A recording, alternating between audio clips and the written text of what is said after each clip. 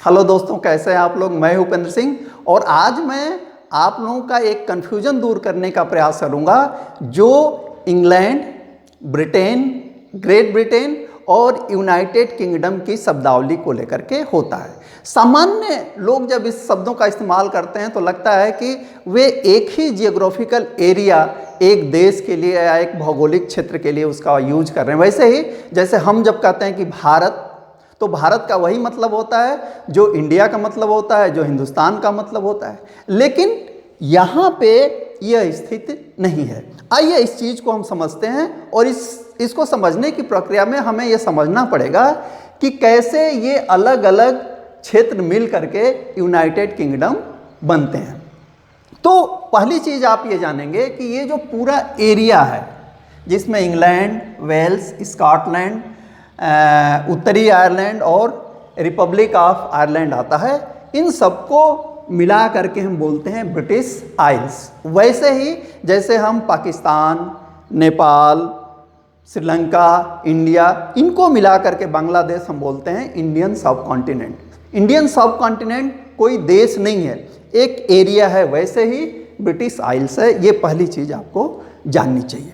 दूसरी चीज़ ये कि यह जो इंग्लैंड था और उस समय राजाओं का शासन था, तो लोग आक्रमण करते रहते थे, एक के बाद दूसरे स्टेट बनते रहते थे। लेकिन इंग्लैंड, किंगडम ऑफ इंग्लैंड जो बना था अल्फ्रेड के समय, तो 886 एडी में किंगडम ऑफ इंग्लैंड बना। और उसी तरीके से वेल्स भी 1057 में बना था। लेकिन होता क्या है, पहली चीज़ जो आप जानेंगे कि यह जो इंग्लैंड है वह वेल्स से मिलता है कब? 1542 एडी में।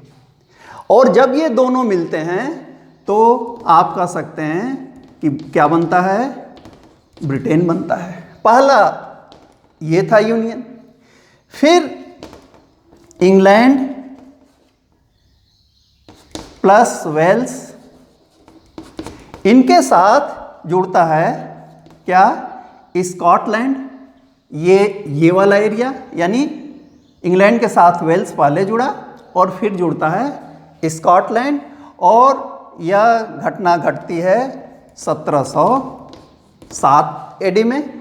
ध्यान रखिए 1707 याद करने के लिए कि 1707 में ही औरंगजेब की डेथ हुई थी। और 1542 को आप ऐसे याद कर सकते हैं कि 1540 में हुमायूं को हरा करके शेर शाह सूरी यहाँ शासन कर रहा है और यहाँ औरंगजेब की डेथ हो रही है। लेकिन उस समय इस एरिया में ब्रिटिश आइल्स में क्या बन रहा है?